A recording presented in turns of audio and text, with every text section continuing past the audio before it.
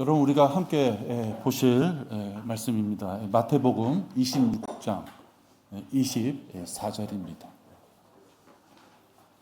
마태복음 26장 24절입니다.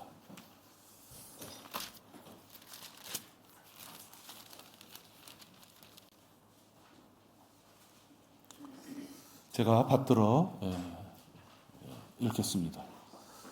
인자는 자기에 관하여 기록된 대로 가거니와 인자를 배반하는 그 사람에게는 화 있으리라.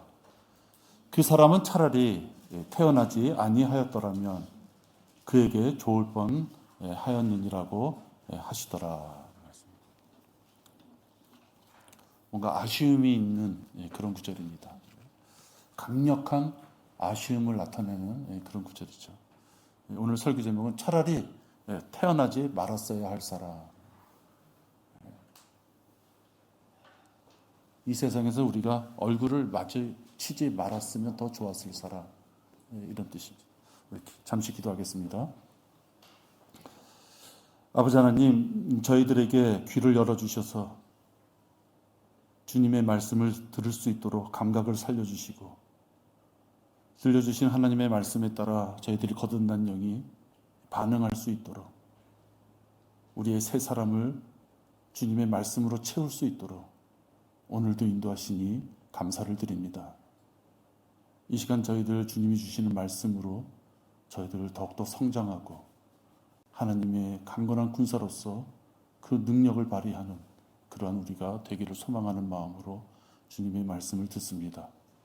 아버지 하나님, 시작하는 시간서부터 마쳐지는 마지막 시간까지 마귀가 저희들의 마음을 방해하지 못하도록 지켜보아여 주시옵시며 전하는 자의 입술에 파수꾼을 세워주셔서 주님 앞에 합당하지 않은 말씀이 나가지 않도록 아버지 하나님 막아주시고 우리 모두가 은혜 가운데 귀한 말씀을 들을 수 있도록 인도하여 주시옵소서. 주 예수 그리스도 이름으로 감사하며 기도했습니다. 아멘.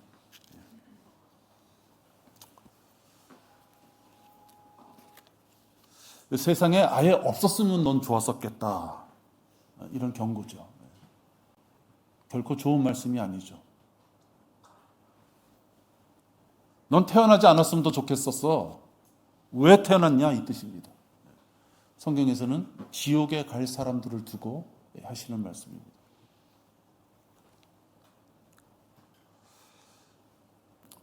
이 구절은 이해하기가 아주 쉽습니다. 어떤 살인자의 자식을 두고 있는 그 어머니의 마음이 이런 마음이 아닐까 생각이 듭니다. 살인죄를 저지르고 깜빵에서 그 죄값을 치르고 있는 그 자식을 보는 그 어머니의 마음이 이런 마음이 아닐까. 지옥에 갈 자식을 바라봐야 되는 그 부모의 마음이 이런 마음이 아닐까 생각이 됩니다. 네가 태어나지 않았으면 더 나았을 뻔했다.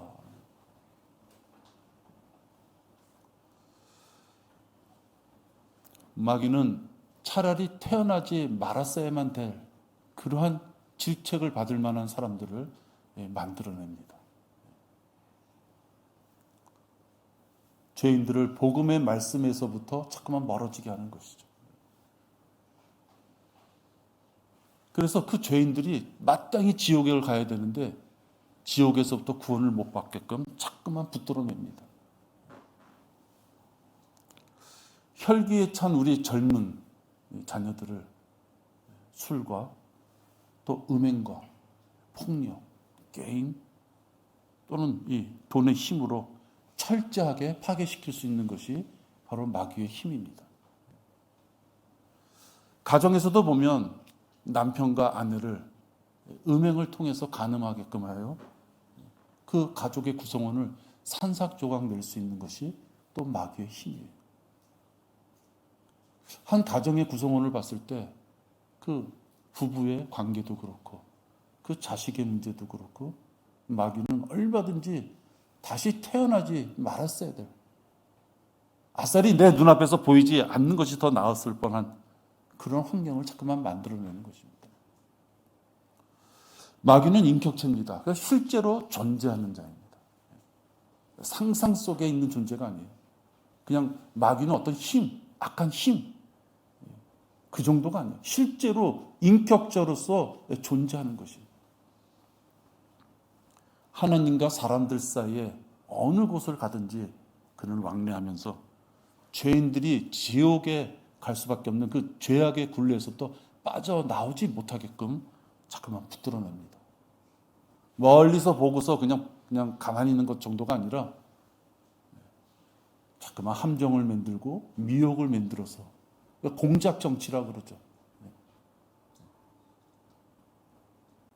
그 함정에 빠져 죄를 지을 수밖에 없게끔 만들어 놓고 또 그가 죄를 지으면 하나님 앞에 마땅히 벌 받을 자라고 고소하는 자가 마귀의 일입니다. 또 마귀들의 일입니다. 마귀와 마귀들은 조금 틀리죠. 어쨌든 그 악한 영적 존재들은 많은 자들을 지옥으로 보내기 위하여 일들을 합니다. 마귀는 6,000년 정도의 경험을 가지고 있습니다. 사람을 어떻게 다뤄야 되는지 아시죠? 여러분들도 지금 연세가 좀 있으신 분들, 사회생활 좀 하신 분들은 자기가 하는 일에 대해서 노하우라는 게 있을 것입니다. 그때는 이렇게 처리하고 그 위급한 상황에서는 이렇게 벗어나야 되고, 그죠? 그 민망한 상황, 그런 상황에서는 어떻게 벗어나야 되고. 여러분 생애를 본다면 사회생활 한 20대 후반서부터 아니면 30대 후반서부터 사회생활 한다면 10년, 20년, 약 한 20년 정도 하면 서당계도 3년이라고 노하우라는 게 생겨요. 마귀는 6,000년 동안을 사람을 다룬 자예요. 우리보다 엄청 똑똑한 자인데 그 자가 똑같은 대상, 인간들을 데리고 6,000년 동안을 효율적으로, 그것도 열심히 하나님과 사람 사이를 계속 왕래하면서 어떤 놈을 내가 한번 이번에 잡을까? 어떤 놈을 내가 고소할까? 내가 어떤 놈을 함정에 빠뜨릴까? 그 전문가로서 그가 생활합니다. 이것이 바로 마귀와 우리들의 영적 전쟁이에요. 우리는 그 함정에 빠지지 말아야 될 존재고 마귀는 계속해서 그 함정을 통해요 죄악의 굴레에서 벗어나오지 못하게끔 하는 것이 마귀의 일입니다. 이 영적 전쟁이라는 개념이 없는, 그냥 교회 나가면 복 받을 줄 아는, 교회 나갔기 때문에 내가 이번에 취직하고 병 낫고 자식 얻고 그것이 전부인 줄 아는 영적 전쟁 개념을 모르는 사람들은 마귀의 밥이 되는 것입니다. 알 수도 없는 방언을 확 그냥 지저대면서 그것이 하나님과의 신령한, 그들의 표현이 신령한 언어, 신령한 교제다라고 계속 고집을 부리는 자들. 봉사나 헌금으로, 그리고 목사를 우상시하면서 목사한테 잘하는 것을 교회를 섬기는 것이고, 그 교회를 잘 섬기는 것이 마치 구원을 받거나 이미 구원받은 자라고 자기 스스로 믿고 있는 자라면 그 구원을 지켜내는 방법이라고 착각하고 있는 자들. 그런 자들이 지옥에 가는 자들이고, 그러한 자들이 바로 태어나지 말았어야 될 자들이다 하는 것입니다. 저는 그들에게 개인적인 감정은 없습니다. 그런 자들이 지옥 갈 자들이기 때문에 그런 자들이 아예 태어나지 않았으면 더 좋았었겠다 하는 것을 말씀드리는 거예요. 길거리에서 이 아파트 단지에서 나에게 목사냐고 물어보는 사람이 있었습니다. 60대 후반 정도 되는 사람이에요. 그 부부가 평생을 장로교회 다닌다고 했습니다. 직분도 받을 만큼 다 더 이상 받을 게 없을 정도로 다 직분도 누리면서 살고 있다 그래요. 근데 그 남편이 나를 바라보면서 아주 처량한 마누라 이렇게 핸드백은 들고, 마누라는 먼저 갔고 자기는 집에 들어가기가 너무 답답해서 마누라 가방 옆 핸드백 들고 나한테 묻는 거예요. 나는 구원에 확신이 없습니다. 고개를 숙여요. 처음 보는 나한테. 아내와는 달리 자기는 무섭고 두렵다. 인생의 후반기로 갈수록. 그래서 저는 그랬어요. 복음을 전하고 같은 단지에 걸어서 5분이면 우리 교회에 오니까 편하게 오셔서 경배 같이 드리고 찬양하고 기도하고 교제 나누시죠. 그러면서도 나는 하나 느끼는 게 있죠. 왔으면 좋겠는데 길거리에 있는 낯설은 남자를 만나가지고 자기는 구원에 확신이 없어서 힘들다고 고백을 하면서도, 그런 고백을 자기 스스로 하면서도 진리를 찾아오는 사람이 없다는 것을 내가 너무 많은 경험이 있기 때문에 이분이 우리 교회를 올까 생각을 했어요. 사실은 오지 않았습니다.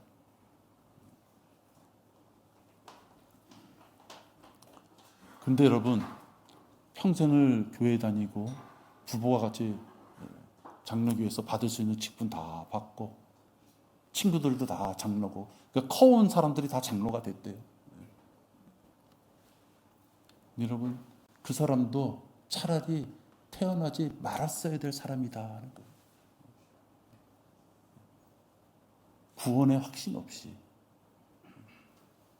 평생을 교회를 다녔음에도 불구하고 그 불안과 공포 속에서 나이 먹어가는 걸 자기가 아는 순간서부터 심판받을 날이 다가오니 자기가 선택받은 자인지 아닌지 그 확신을 쓸 수가 없기 때문에 방황하는 것입니다.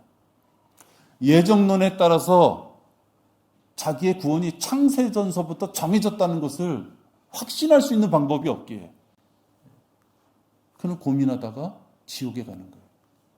태어나지 않은 것이 더 나을 뻔한 사람이 바로 그자예요. 교회를 몇 년 다녔다? 직분이 내가 그래도 빵빵하다? 흔히 말하는 개척교회 몇 개 세웠다? 그건 아무런 의미가 없는 것입니다. 선택론과 다르게 하나님께서는, 자비 하나님께서는 누구든지라고 말씀하시면서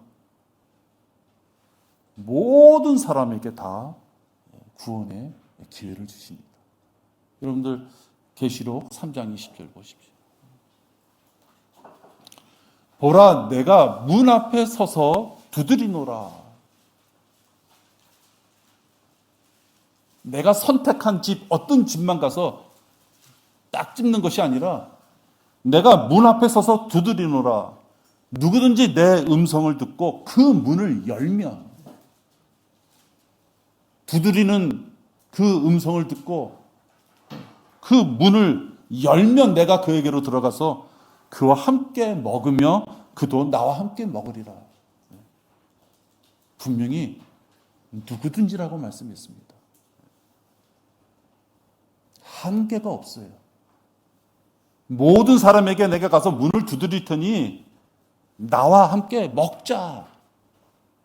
나와 함께 영생을 같이 하자라고 말씀하시는데, 그렇게 하기 위해서는 무슨 전제 조건이 하나 있어요. 문을 열어야 되는 것이에요. 예정론자들은 뭐예요? 전적 부패한 사람들은 스스로 자기가 문을 열 힘이 없다고 보는 거예요. 그래서 너는 문을 열 힘이 없으니 내가 대신 문을 열어주겠다. 내가 문을 열어준 놈은 선택. 너는 집이 지저분해. 열어주고 싶지 않아. 건너뛰어. 너는 치워. 그게 아니란 얘기예요. 내가 문을 두드리노니, 문 앞에 서서 두드리노니 누구든지 내 음성을 듣고 그 문을 열면, 가정이에요. 여는 자가 있고 열지 않는 자가 있다는 표현이에요. 그죠? 열면, 연다면, 네가 그 음성을 듣고 문을 연다면 그 음성을 들은 자가 자기 스스로 문을 연다면 너와 함께 내가 먹으리라 하는 거죠. 어디 여러분, 내가 선택해서 문을 열어줄 테니 너는 구원받은 자? 너는 선택받지 못한 자? 그런 게 없어요. 여러분들 요즘 성경 읽으시면 이제 창세기 넘어가잖아요. 레위기 넘어가고 지금 민수기 넘어가잖아요. 그 구약, 그 시기에 하나님께서 하시는 일은 셋째 하늘에 있는 성막을 이 땅에 지으실 때 이스라엘 백성에게 강제로 지파별로 금 몇 덩어리, 양 몇 마리, 그렇게 강제적으로 할당 주지 않았어요.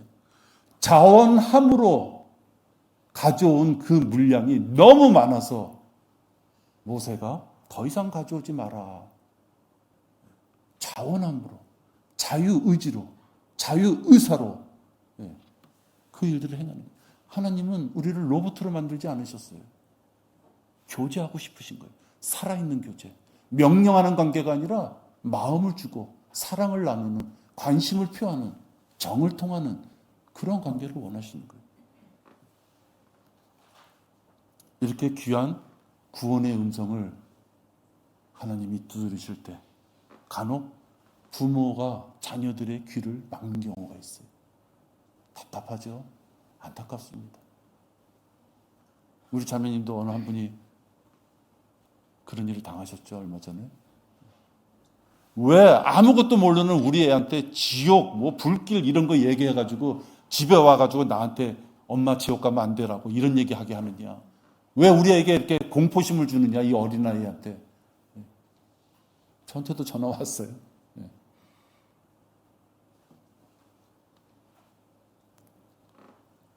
여러분, 성경에 몇 살까지는 어린아이고 몇 살부터는 청소년이고 이런 표현이 없어요. 그런 표현이 없어요. 마귀에게 점령당한 부모는 자기 어린 자녀에게 구원의 복음을 전해주기를 싫어하는 것이죠. 그래서 어린 자녀와 함께 부모만 지옥의 불길로 가는 게 아니라 자기 자녀까지 영적인 동반 자살이에요. 자기만 죽는 게 아니라 자기 자식까지도 이 살인이에요. 왜 그 어린아이가 복음을 듣고 그 어린아이가 영적인 판단을 해서 그 어린아이가 구원받을 수 있는 기회를 왜 부모가 막느냐 하는 거예요. 제가 꽤 좀 됐습니다만 월드컵 경기장 앞에서 구령할 때였어요. 좀 점잖아 보이는 분이 연세가 노인네죠. 조그만 애를 데리고 가요. 제가 이렇게 막 거리설교 하다가 눈앞에 지나가길래 거리설교를 잠시 멈췄어요. 웬만하면 멈추지 않는데 잠시 멈췄어요. 너무 애가 귀엽고 바로 앞에 지나가길래 해서 전도지를 주면서 예수님 믿으라 그랬어요. 그러니까 애는 전도지를 받으려고 그래요. 그냥 그 할아버지가 탁 막아요. 읽어주지 마십시오. 그래서 내가 전했어요. 그랬더니 갑자기 예수님 믿으세요 전했더니 나 아주대학교 교수요 그래요. 나도 깜짝 놀랐어요. 예수님 믿으세요. 근데 갑자기 나 아주대학교 교수요. 나랑 무슨 상관이 있단 말이에요. 보니까 교회 다닌대요. 그 사람의 권위는 아주대학교 교수직이에요. 그죠? 인간 참 얄팍한 거예요. 여러분 방심하지 말아야 됩니다. 지각을 갖고 어린아이가 자기 죄를 깨달을 나이가 점점 어려지고 있어요. 요즘 우리 아이들 성장하는 거 보면 여러분들이 어렸을 때 하고 틀려요. 점점 낮아지는 거예요. 부모의 눈치를 볼 줄 안다는 것은 빨리 복음을 전해야 되는 거예요. 4살, 5살 돼서요. 벌써 부모의 눈치를 보고 할 거와 하지 말아야 될 것을 애가 구분하고 있는 모습이 보인다면요. 죄라는 것을 전하고 복음을 전해요. 여러분 생각에는 저놈이 뭘 알아들을까? 그건 우리의 생각인 것이에요. 어린아이들을 집합적인 개념으로 보면 안 돼요. 어린아이들은 다 어리니까 전할 필요 없다. 어린아이들은 다 구원받을 것이다. 아니면 어린아이 다 구원받지 못할 것. 그렇게 함부로 하면 안 돼요. 여러분들 길거리에서 말씀 전해보세요. 두 손을 모으고 기도하는 아이가 있는가 하면 아줌마나 아저씨나 지옥 가세요. 나 지옥 가든 말든 신경 쓰지 마세요. 초등학생들이 비아냥거린다니까요. 그런 애들이 있는가 하면 머리 숙이고 그럼 우리 집에 가서 엄마 아버지한테도 전할래요. 그런 아이들이 있다는 거예요. 그 선택은 그 아이들한테 줘야 되는 거예요. 함부로 우리가 그걸 판단하면 안 돼요. 그 아이들을 구원의 기회를 어느 성인이 막아서 그 그 아이들을 차라리 태어나지 말아야 될 그런 존재로 만든다면 그 죄가 얼마나 큰 거겠어요. 교회의 각종 예배 의식과 성사 등으로 하늘나라에 가려고 노력하는 자들이 있어요. 이런 자들은 되게 경건한 삶을 살면서 자기의 구원에 대한 확신을 얻으려고 하는 자들이죠. 우리들이 잘 아는 행위 구원론자들이에요. 이 사람들은 예수 그리스도의 보혈만으로 구원받습니다. 부대 설명을 우리가 할 수 있겠지만 어쨌든 예수 그리스도가 십자가에 못 박혀 죽으시고 우리들을 위하여 피를 흘려주심으로써 그 용서함이 그 구속이 이루어지셨습니다 라는 것을 얘기하면 그들은 이렇게 얘기하는 우리를 천하게까지 여겨요. 어떻게 공짜로 날로 먹으려고 합니까? 이 뜻이죠.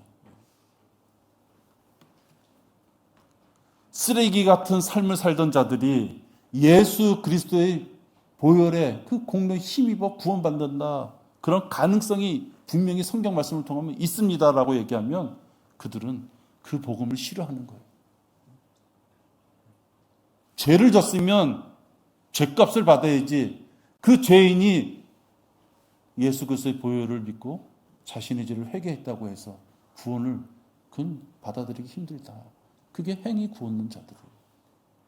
오직 보혈의 능력만으로 모든 것이 다 해결됐다고 생각한다는 것은 약간 지적 수준이 낮은 것이다. 이렇게 폄하하는 것이에요. 그 사랑하시는 이 안에서 우리가 그의 은혜의 풍성함을 따라 그의 보혈을 통하여 에베소서 1장 7절 또 골로새서 1장 14절이에요. 여러분들 잘 아시죠? 그 안에서 우리가 그의 보혈을 통하여 구속 곧 죄들의 용서함을 받았느니라. 하나님께서는 보혈을 통하여 보혈 플러스 뭔가 알파를 통하여가 아니에요. 보혈을 통하여. 더 이상 여기 언급한 부분이 없어요. 보혈 플러스 방언을 통하여 보혈 플러스 물침례를 통하여 보혈 플러스 새벽 기도를 통하여 이런 말씀이 없다 하는 거예요. 그의 보혈을 통하여 구속 곧 죄들의 용서함을 받았다. 근데 그 보혈의 능력이 얼마나 커요? 여러분들 찾아보세요. 히브리서 7장 27절입니다.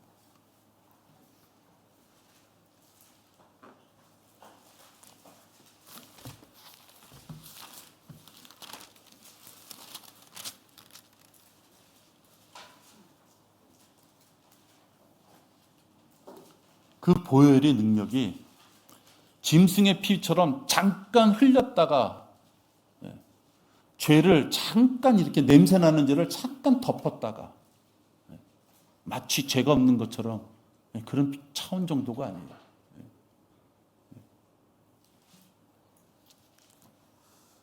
그는 제사장들처럼 먼저 자신의 죄들을 위하고 그 다음에는 백성들의 죄들을 위하여 제사 드리는 일을 매일 할 필요가 없으시니 반복할 필요가 없다는 거예요.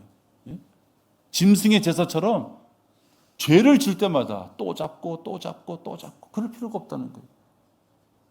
이는 그가 자신을 제물로 드림으로 매달려 죽으시는 그 희생 제물로서의 그 역할을 예수님께서 담당하심으로 어떤 효과를 이루어냈어요? 단번에 이루셨느니라. 한 번에 모든 것을 깨끗하게 이루셨느니라. 용서 정도가 아니라 구속을 이루셨다라고 지금 말씀하는 거예요. 이렇게 증거하시는데도 하나님이신 예수님의 보혈을 통한 완벽한 구원을 의심하는 자들이 바로 행위 구원론자들이에요.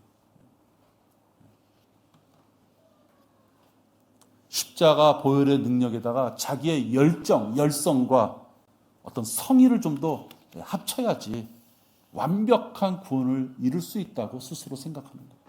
하나님이 다 이루 놓으셨는데도 잠깐 부족합니다. 내가 보니까 부족하시네요. 내가 보니까 완벽하게 일처리를 못하셨네요. 내가 요 부분만큼은 내가 하겠습니다. 그게 행위 구원론 자들이에요. 그게 교만한 자들인 것이에요. 하나님은 단번에 모든 것을 이뤄놨다고 말씀하시는데도 자기가 활용점정이라고 그러죠. 자기가 뭐 한 가지를 해야지 무엇인가 완벽하게 이루어졌다고 건방 떠는 게 바로 행위 구원론 자들. 수고와 노력으로 땀을 흘렸기 때문에 그들이 잘하는 것 같지만 할 필요가 없다고 말씀하시는 그 말씀에 대적해서 자기가 이루어야지 모든 것이 되겠다고 덤벼드는 자들이다 하는 거죠. 대개 이런 자들이 아까 제가 말씀드렸던 이해처럼 나이가 들어서 몸이 쇠해지고 경제 활동이 없어지고 장로에서 무엇인가 원로 장로로 물러나고 명예 장로로 물러나고 교회 와도 맨 앞에 앉지 못하고 교회 와도 다른 사람들이 인사 안 하고 그렇게 되면 뭘 느껴요? 회의에 빠져야 되고 뭘 느낍니까? 그런 사람들이 불안과 두려움을 느끼는 거예요. 교회에 힘과 돈과 모든 것을 투자해서 아유 훌륭하십니다. 훌륭하십니다. 이런 일들을 하시는군요 할 때는 구원에 확신이 있어서 든든했었는데요. 행위가 능력으로 따라가지 못하는 그 시기가 되면 받쳐지고 섬기는 능력이 자기에게 없기 때문에 죽음과 지옥을 두려워해지는 거예요. 행위 구원론 자들의 말년의 모습이에요.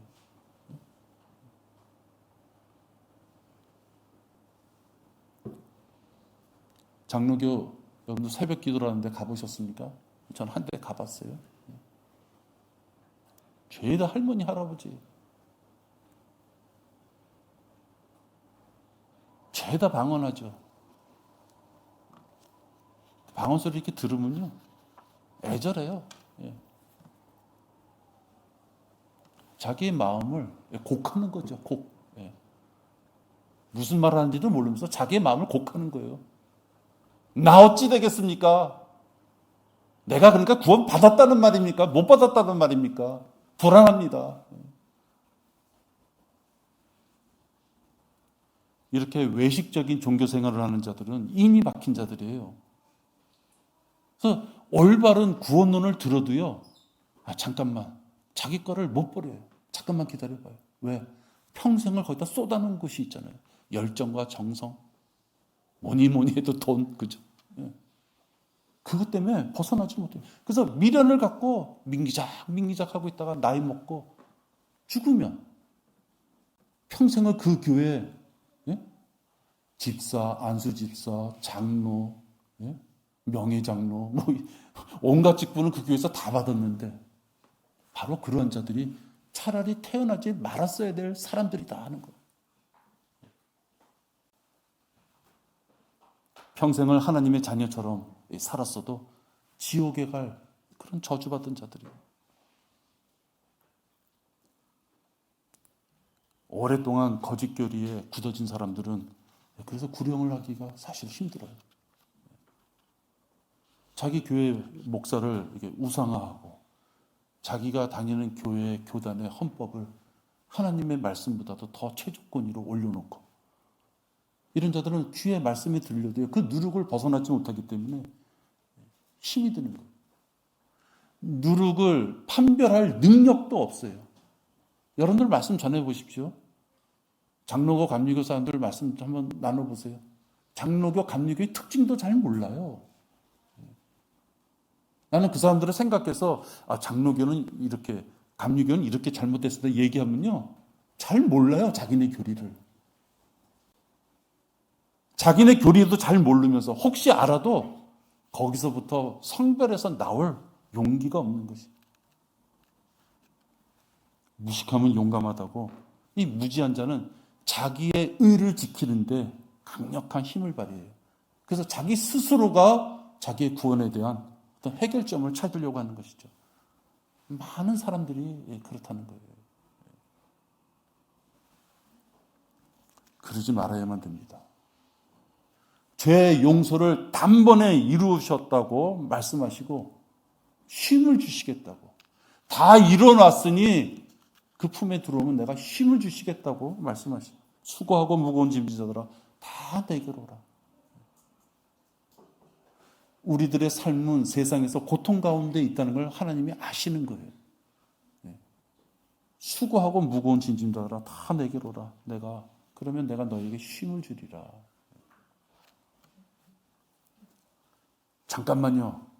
내가 요것만 더 한번 해보고 따라가겠습니다. 고집을 부리는 것이죠. 그런 자들은 주님의 품에 거하는 행복을 못 느끼는 거예요. 여러분, 우리는 1년 전에 비해서 여러분들 수입이 얼마나 느셨습니까? 1년 전에 비해서 여러분들 건강이 얼마나 좋아지셨습니까? 1년 전에 비해서 여러분들하고 엮여있는 역학관계가 얼마나 많이 잘 해결됐습니까? 아마 별로 큰 차이 없을 것 같아요.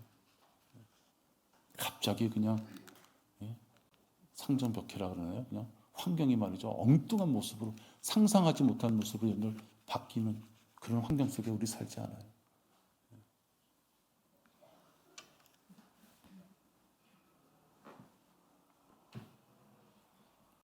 하나님께서는 우리들에게 큰 변화 없지만 우리들의 마음가짐에 따라서 얼마든지 쉼을 얻을 수 있는 기회를 1년 동안 우리한테 주시는 것이에요. 똑같은 비와 똑같은 햇빛을 다 내려주셔요. 보편적인 은혜예요. 근데 누구는 그 햇볕을 받고 쭉 자라는 사람이 있는가 하면은 누구는 그 햇볕을 받고 그 떼햇볕에 짓눌려서 꼬꾸라지는 사람이 있는 거예요.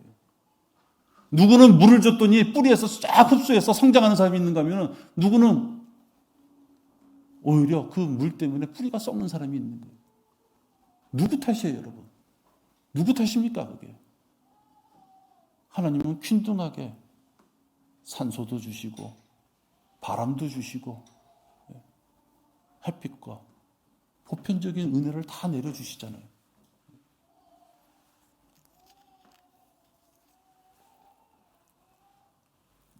하나님 앞에 교만하게 굴다가 자기의 고집을 세우면서 하나님의 말씀을 자기 스스로 판단하면서 지내는 자들은 자칫 잘못하면 마귀의 밥이 되는 것입니다. 다시 말하지만 태어나지 말았어야 될 그런 사람들이라는 것은 살인을 저지른 범법자, 그걸 제가 얘기하는 것이 아닙니다. 평생을 교회 다녔는데도 구원에 확신이 없는 자, 또는 행위를 통하여 구원을 받을 수 있을 것이라고 노력하고 있는 자, 또는 구원을 받았지만 반드시 구원을 지켜내야만 된다고 믿고서 자기가 받은 구원을 지켜내기 위하여 죽어라 강제적으로 고생길에 접어든 사람들, 그런 사람들이 고생하다가 올바른 구원에 대해서 그들이 외면한다면 그들이 교회에서 무슨 역할을 얼마나 많이 했든지 상관없이 그들이 지옥 가는 거예요. 왜? 그들이 믿고 있는 것이 다른 복음이기 때문에 그렇습니다. 저주받을 다른 복음이기에 그들이 지옥 갈 자들이고, 세상에 나가 마음껏 세상을 즐기지도 못하고 교회 문턱을 수없이 들락거리면서 교회 수많은 금전적인 것까지도 해대면서 주차장 관리 해대면서 결국은 지옥을 간다면 그들이야말로 차라리 태어나지 않았으면 더 좋을 수 있는 사람이다 하는 것입니다. 그러나 우리뿐만 아니라 하늘에서 온 천사라도 우리가 너희에게 전한 것 외에 어떤 다른 복음을 전한다면 그는 저주를 받으리라. 누구든지 말씀하시면서 누구든지 자기가 그 문을 열면 내가 그와 함께 영생을 같이 하겠다라고 아까 계시록 3장 20절에서 말씀하셨잖아요. 그런데 그 누군가가 철학의 사고를 집어넣고 그 누군가가 인간은 완전 부패했기 때문에 하나님의 주권이라고 그들이 얘기하는 강권력인 힘에 의해서만이 구원이 있을 수 있다라고 철학적인 교리를 만든 그 교리에서 빠져나오지 못하는 자들은 추월하고 고생하다가 지옥에 가는 거예요. 아유, 마음도 착하고 불우한 사람도 많이 돕고 점잖고 많은 사람들을 위하여 헌신도 많이 하고 나는 한마디예요. 그 사람이 지옥 가는 거예요. 그 사람이 악한 자라는 것입니다. 왜? 많은 영향력을 통해서 잘못된 교리로 그 사람만 지옥 가면 좋을 텐데 많은 사람을 지옥으로 모는 악한 자라 하는 것입니다. 여러분들 너무 점잖은 척 할 필요 없습니다.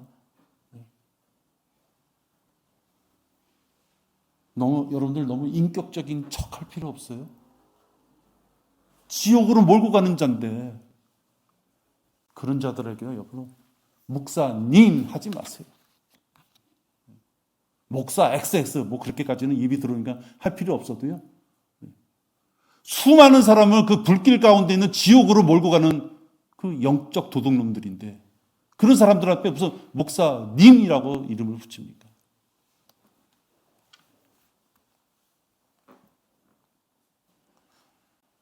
여러분은요 심판자예요. 심판자. 여러분은 심판의 능력이 있고 심판을 해야만 될 자예요. 나는 못합니다. 나는 단호하게 못하겠습니다. 그게 아니에요. 여러분은 심판자로서 심판의 장소에 그 시간에 그 자리에 있어서 여러분의 입을 통하여 심판하셔야 되는 여러분이에요.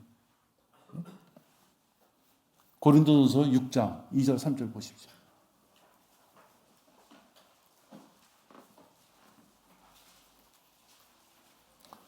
세상에서도 재판관 되려면 얼마나 힘듭니까? 공부 많이 해야 되잖아요. 그렇죠?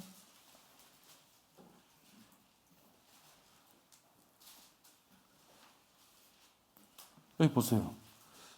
고린도서 6장 2절과 3절입니다. 너희는 성도들이 세상을 심판하리라는 것을 알지 못하느냐? 세상이 너희에게 심판을 받을진데 너희가 지극히 작은 일들을 심판할 역량도 없느냐? 역량이 있다는 얘기죠. 없는 척하지 말라는 얘기입니다. 까다로운 일에는 도망가지 말라는 얘기예요. 3절 너희는 우리가 천사들을 심판하리라는 것을 알지 못하느냐 하물며 이생에 관한 일들이랴. 여러분들이 천사들을 심판한대요. 믿어지십니까? 여러분들이 천사를 심판해요. 영적 존재인 천사, 타락한 천사를 심판하시는 언제? 백보자 심판 때.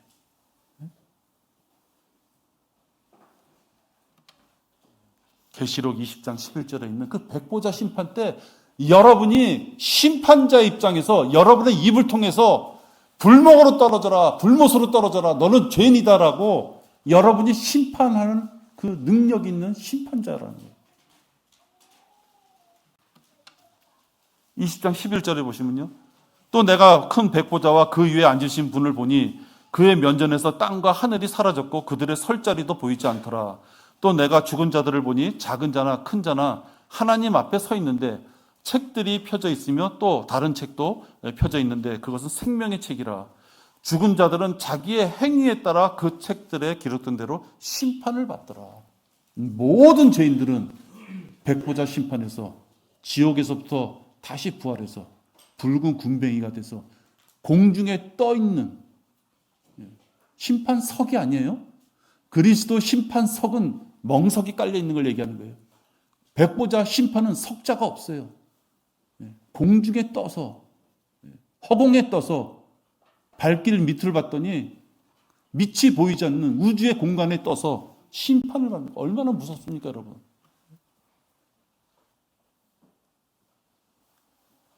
그러한 마지막 하나님의 인내가 끝나는 하나님의 사랑과 인내와 긍휼이 이제는 끝나버리는 더 이상 베풀 수 없는 마지막 그날 백보자 심판 그날 여러분이 심판하시오.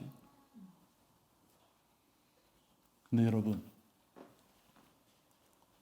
여러분은 심판의 위치에 서 있지만 여러분의 남편이 붉은 군뱅이가 되어 그 자리에 나온다면, 여러분의 아내가 붉은 군뱅이가 되어서,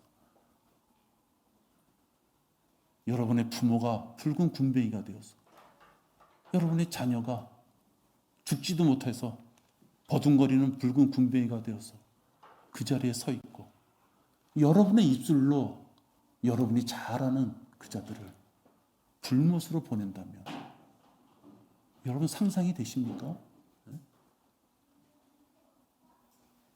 그런데도 여러분이 여러분의 입술을 꽉 이렇게 다물고 있어야 되겠습니까? 배보자 심판 때 심판자에 대해 그 위치에 설 여러분들이 여러분의 입술로 여러분이 사랑하던 자들을 불못으로 심판하는 그 위치에 쓴다면, 그건 쓰지 말아야죠. 여러분. 말씀해 주셨잖아요. 악착같이 여러분 자녀들을 구원해야죠. 아내와 남편을 구원해야죠. 내 자식이 불길 가운데 죽지 못해 이글이글 타는 그 자리에 서 있는데 나만 구원받았다고 좋아할 사람 어디 있습니까? 그죠? 그건 상식적이잖아요. 그 교리에 나와 있어야 돼요. 그 부모 자체도 구원 못 받았다면 할 말 없죠.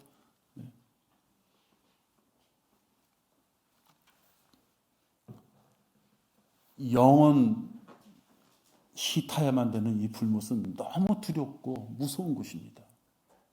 그래서 마태복음 9장 42절에서 또 48절인가 쭉 보면 그렇잖아요. 두 손을 잘라서라도, 두 발을 잘라서라도, 두 눈을 빼서라도 불구자가 된다고 한들 거기에 가지 말아야 되는 곳이 불못이 지옥이라고 말씀하고 있지 않습니까? 그래서 지옥에 갈 자들은 아예 태어나지도 않았으면 좋았겠다라고 말씀하시는 거예요. 그런 자리에 여러분들이 잘 아시는 혈육이 가 있으면 안 되는 것이에요. 그런 자리에 여러분이 여러분의 입으로 자기 혈육을 지옥으로 가라라고 심판해야만 된다면, 여러분 그게 얼마나 참담하고 슬픈 일입니까? 내 가족이, 내 가까운 지인들이 차라리 태어나지도 말았어야 될 사람이다 라고 평가를 받는 그런 대상에 올라가면 안 된다 하는 것입니다. 여러분의 입술을 벌리시기 바랍니다. 바른 구원을 전파하셔야 되는 것입니다. 혹 예수 그리스도를 마음의 주로 영접하고 구원받기를 원하시는 분들은 이렇게 하면 됩니다. 내가 죽어서 죄인이라 지옥에 갈 수밖에 없었던, 다른 사람이 날 볼 때 태어나지도 말았어야 될 사람이라고 나를 평가할지 모르지만 한 번에 그 신분을 확 바꿔버리는 방법이 있어요. 간단합니다. 하나님께서는 우리에게 그 방법을 주셨어요. 아주 쉽고 아주 단순하며 아주 명확한 방법을 주셨어요. 예수님을 보혈을 믿고 구원받기를 원하시는 분은 제가 지금 기도할 때 이렇게 따라 하시면 됩니다. 마음속에 따라 하시기 바랍니다. 위대하신 아버지 하나님, 저는 제가 죄인인 것을 회개합니다. 저의 죄를 용서하여 주시옵소서. 저는 하나님이신 예수님께서 이 땅에 오셔서 십자가에 못 박혀 죽으시고 성경대로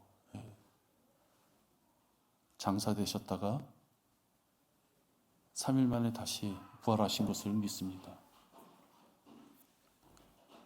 저는 나의 모든 죄를 완벽하게 단번에 용서해 주시기 위하여 죽으신 바로 그 예수님을 내 마음의 구세주로 영접합니다.